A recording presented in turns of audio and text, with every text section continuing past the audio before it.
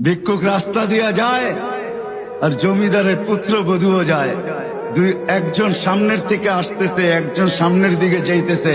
দুইজনের ক্রসিং এর সময় ভিক্ষুকের গায়ের কাদা জমিদারের পুত্রবধূর গায়ে লেগে গেছে।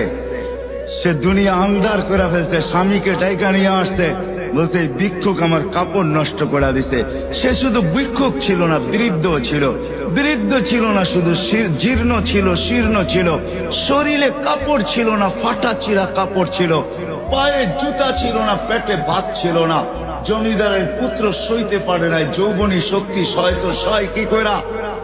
তার স্ত্রীর গায়ে ভিক্ষুকের কাদা, বস সমগ্র শক্তিকে হাতে জমা করা, একত্র করা বৃদ্ধের গালে বসায় আছে। বৃদ্ধ কিচ্ছু বলে নাই, শুধু উপরের দিকে তাকায় দুই তিনটা শব্দ উচ্চারণ করছেন। শব্দগুলা হলো ইয়া মাল্লা তারা হলো ওয়ুন, ও আল্লাহ তোকে চোখে দেখা যায় না। ও তারা কুল্লা শাই, তুই সব দেখিস।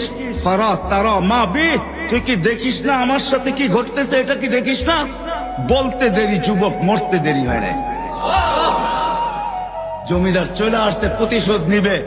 বৃদ্ধের একদিকে মুস্কি হাসি, একদিকে বলতেছে প্রেমের খেলা এমনই হয়। জিজ্ঞাসা করছে কিসের প্রেমের খেলা রে? বলছে ওর প্রেমিকার গায়ে আমার কাদা লাগছে, পায়ের কাদা লাগছে, ও সইতে পারে নাই।